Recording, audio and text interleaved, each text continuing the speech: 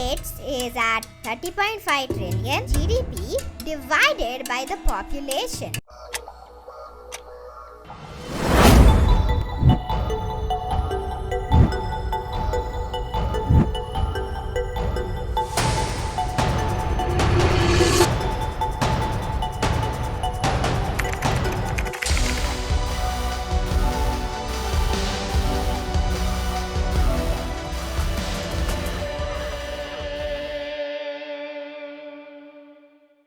Hey everyone, welcome back to the Mind Over Money podcast. I'm Trisha. And I'm Kshithij. Today, we are diving into how economies grow and why it matters to you. We'll explore GDP, per capita income, and inflation, and compare how different countries are doing in 2025. Let's kick things off with GDP, which stands for Gross Domestic Product. It is the total value of all goods and services produced in a country over a year. Think of it as the economic output or like the size of the economy, right? Exactly. A growing GDP often signals a healthy economy, but it's just one piece of the puzzle. Let's look at the GDP figures for 2025 from various countries. So the United States is at 30.5 trillion, China is at 19.23 trillion, Germany is at 4.74 trillion, India is at 4.19 trillion. Japan is also at 4.19 trillion, the UK is at 3.84 trillion, France is at 3.21 trillion, Italy is at 2.42 trillion, Canada is at 2.23 trillion, Brazil is at 2.13 trillion. These numbers give us an idea of the economic size. But remember, a larger GDP doesn't necessarily mean better living standards for everyone. That's where per capita income comes in. It's the GDP divided by the population, giving us a total average economic output per person. Right. It helps us understand how wealth is distributed among the population. Here are the per capita income figures for 2025. United States is at $89,110.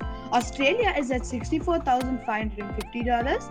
Germany is at $55,910. The UK is at $54,950. Canada is at $53,560. France is at $47,500. Japan is at $37,300. China is at $13,690. Brazil is at $9,600. And India is at $2,880. As you can see, there's a significant disparity. While countries like the US and Germany have high per capita income figures, nations like India and China have much lower figures despite their large GDPs. Now let's talk about inflation. It's the rate at which the general level of prices for goods and services rises, eroding the purchasing power. Exactly. Even if your income increases, high inflation can mean you're not actually getting richer.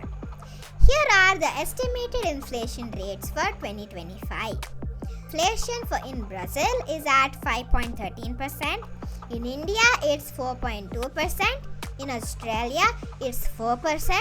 In the UK, it is 3.8%. And in Canada, it is 3.2%. In the US, it is 2.9%. In Japan, it is 2.7%. In Germany, it's 2.2%. In France, it's 0.88%. And in China, it's 0.2%.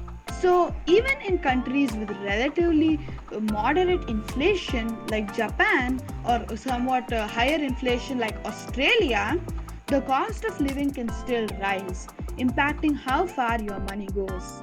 So, why should you care about these numbers? That is because they affect your daily life. Exactly. If you're in the US or Germany, you might feel more financially comfortable due to higher per capita income and lower inflation. But in countries like India or Brazil, despite a growing economy, higher inflation can make things feel more expensive. And it's not just about numbers, it's about how these economic indicators translate into your quality of life. So, the next time you hear about GDP growth or inflation rates, think about what that means for you. That wraps up today's episode on how economies grow and what it means for you. We hope this gives you a clearer picture on the global economic landscape. Thanks for tuning in into the Mind Over Money podcast. Don't forget to like, subscribe, and share this episode with your friends. See you next time. Bye.